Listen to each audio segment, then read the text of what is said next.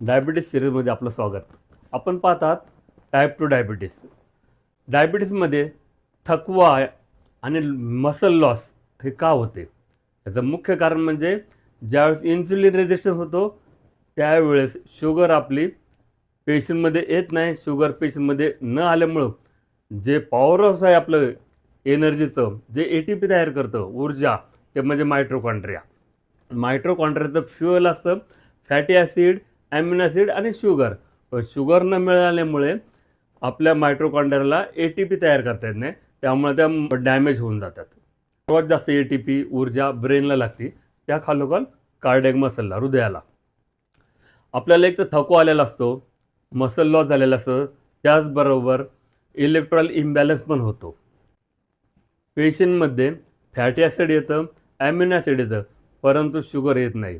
अशा वेळेस काय होतं, पेशी एकदा डॅमेज झालेल्या असतात, त्यामुळे त्याची कार्यक्षमता फॅटी ॲसिडपासून एनर्जी ATP तयार करू शकत नाही आणि ॲमिनो ॲसिडपासून पण नाही. काय होतं, आपल्या मसल्स ब्रेकडाऊन होतात, त्याचं ॲमिनो ॲसिडमध्ये रूपांतर होतं आणि ॲमिनो ॲसिड लिव्हर घेतं आणि त्याचं रूपांतर शुगरमध्ये करतं ग्लायकोजेनेसिस प्रोसेसमार्फत, आणि त्यामुळे पुन्हा शुगर तयार होते आणि ती शुगर कुठे देतात, रक्तवाहिनीत देते. त्यातले काही शुगर ब्रेनला वापरली जाते. त्यासाठी आपल्याला आहारातून काय घ्यायला पाहिजे? आहारातून सगळ्यात महत्त्वाचं आपल्याला vitamins, vitamin B complex, B1, B2, B3, B4, B5, B6 आणि B12, त्याचबरोबर व्हिटॅमिन C. मिनरल्समध्ये मॅग्नेशियम, झिंक आणि कॉपर.